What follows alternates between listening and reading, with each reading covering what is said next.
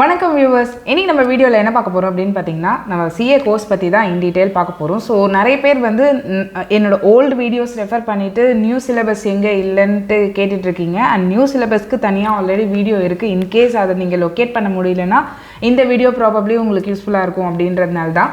So இந்த வீடியோக்குள்ளே வந்து நம்ம என்ன பார்க்க போகிறோம் அப்படின்னா, சிஏல என்னென்ன ஸ்டெப்ஸ் இருக்குது, எப்படி இருக்க போகுது, எப்படி வந்து ப்ராசஸ் ஒவ்வொரு ப்ராசஸாக எப்போ பண்ணணும், என்னென்ன டைம் லைன்ஸ் இருக்குது, ஸோ இதெல்லாம் தான் டீட்டெயில்டாக பார்க்க போகிறோம்.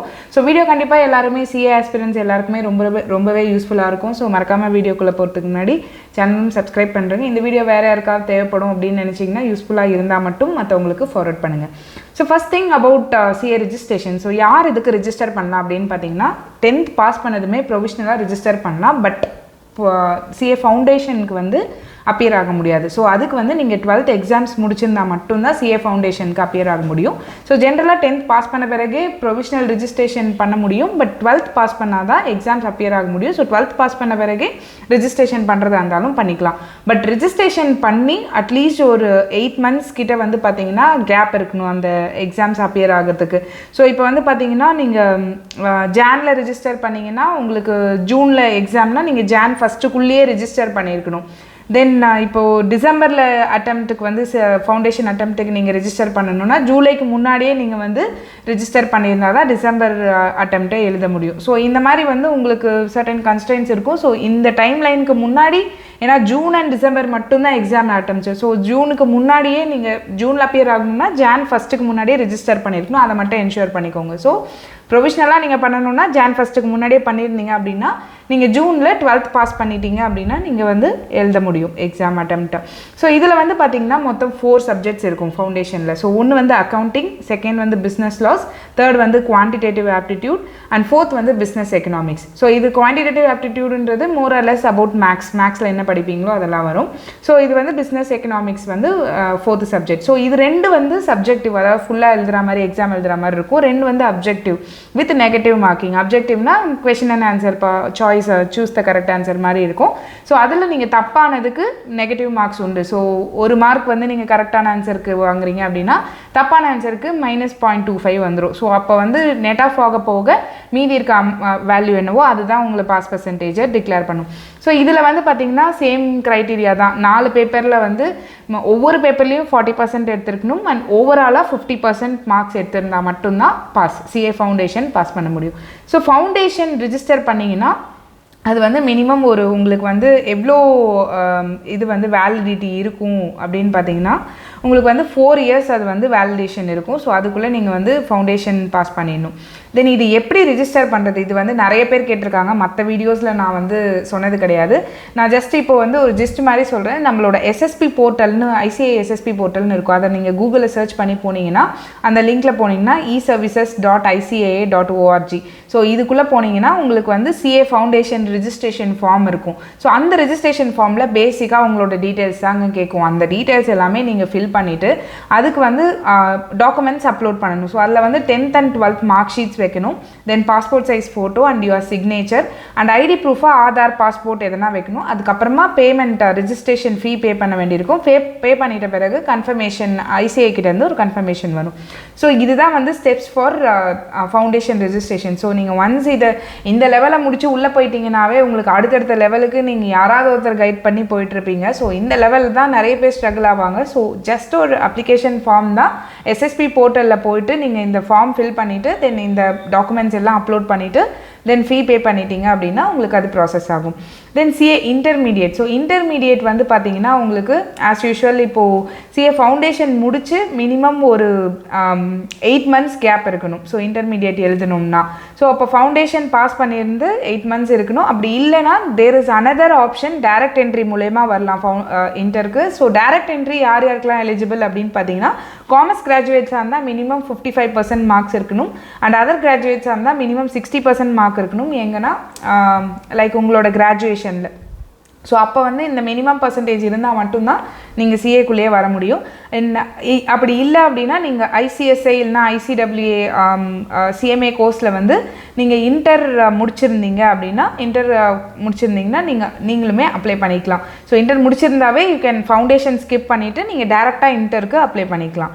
தென் ஓகே, இப்போ இன்டர்மீடியேட்டுக்கு எப்படி ரிஜிஸ்டர் பண்ணணும்? ஏன்னா டேரக்ட் என்ட்ரி ஸ்டூடெண்ட்ஸ் வந்து டேரெக்டாக இன்டருக்கு தான் ரிஜிஸ்டர் பண்ணுவாங்களா? மோரலஸ் சிமிலர் தான். அதே eservices.ica.org இதில் போயிட்டு லிங்க்கில் போயிட்டு CA intermediate registration form, so அதோட ஃபார்மில் வந்து பேசிக் டீட்டெயில்ஸ் என்னெல்லாம் கேட்குதோ அதெல்லாம் கொடுத்துட்டு அண்ட் சர்டன் டாக்குமெண்ட்ஸ் அப்லோட் பண்ணணும்.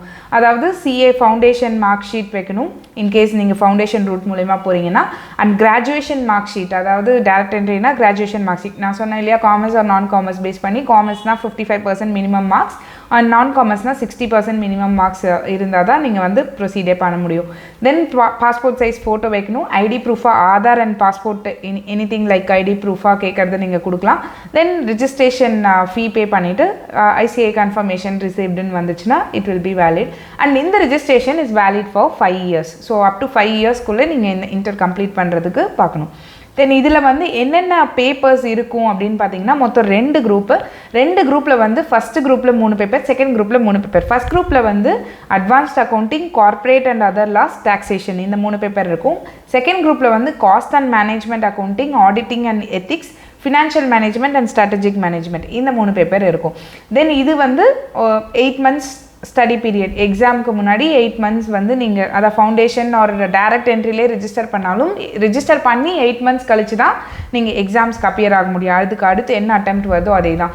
ஸோ அந்த காமன் ரூல் தான். ஸோ இந்த இதுலேயுமே குரூப்பில் வந்து ஃபஸ்ட் குரூப்பாக இருந்தாலும் செகண்ட் குரூப்பாக இருந்தாலும் each paper 40% and overall aggregate 50% இருந்தால் தான் அந்தந்த குரூப் பாஸ் பண்ண முடியும். ஸோ இது வந்து 3 லெவலுக்குமே காமனான ஒரு விஷயம் தான். ஸோ நீங்கள் இதை முடிச்சிட்டிங்க, ஒரு இன்டர் எக்ஸாம்ஸ் அப்பியர் ஆகிட்டிங்க அப்படின்னா எனி டைம் பிஃபோர் ஆர்டிகல்ஷிப் நீங்கள் பண்ணலாம். பட் முடிஞ்ச அளவுக்கு எக்ஸாம்ஸ் முடிச்சுட்டு பண்ணிங்கன்னா உங்களுக்கு கொஞ்சம் ரிலீஃபாக இருக்கும்.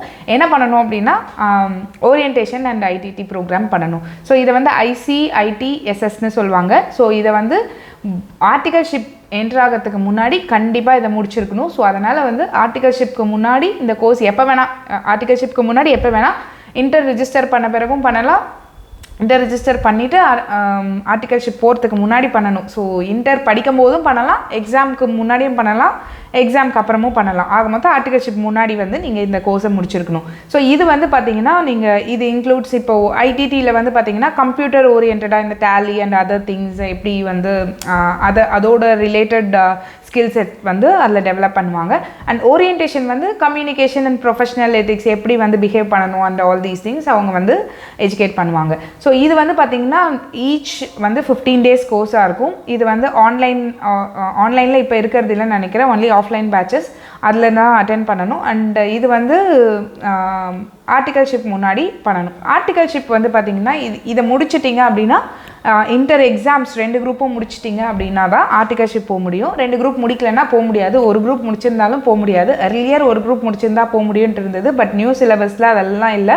ஸோ 2 குரூப்பும் முடிச்சிருந்தா மட்டும்தான் ஆர்டிகல்ஷிப் போக முடியும்.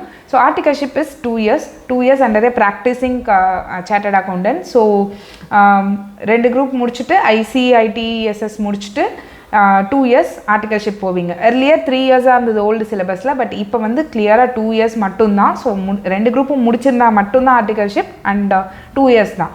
தென் இப்போ வந்து நீங்கள் 2 years இந்த ஆர்டிகல்ஷிப் பண்ணிவிட்டு தென் நீங்கள் ஃபைனல் எக்ஸாம்ஸ்க்கு ரிஜிஸ்டர் பண்ணலாம், அப்பியர் ஆகலாம் லாஸ்ட் 6 monthsல. ஸோ இப்போ வந்து பார்த்திங்கன்னா சிஏ ஃபைனல் ரிஜிஸ்டர் பண்ணணும். சிஏ ஃபைனலுக்கு ரிஜிஸ்டர் பண்ணிவிட்டு அதுலேயுமே வந்து உங்களுக்கு வந்து மொத்தம் 2 குரூப்லேயுமே ஈச் 3 பேப்பர்ஸ். ஸோ டோட்டலாக வந்து பார்த்திங்கன்னா ஃபவுண்டேஷனில் 4 பேப்பர், இன்டரில் 6 பேப்பர் அண்ட் சிஏ ஃபைனலில் 6 பேப்பர். ஸோ மொத்தமாக இவ்வளோ தான். 12 + 4 16 பேப்பர்ஸ் தான் டோட்டல். நாங்கள் படிக்கும்போது இன்னும் 2 பேப்பர் எக்ஸ்ட்ரா இருந்தது. இப்போ எல்லாம் கம்மி பண்ணிட்டாங்க. But entire process is different. நீங்கள் நினச்சா ஈஸியாக கொஞ்சம் பிளான் பண்ணி படித்தோம்னா கிளியர் பண்ண முடியும். தென் எனக்கு நான் எர்லியர் வீடியோஸில் சொல்லியிருப்பேன், hard work, smart work plus கொஞ்சோண்டு லக் இருந்தால் தான் பண்ண முடியும்ன்ட்டு.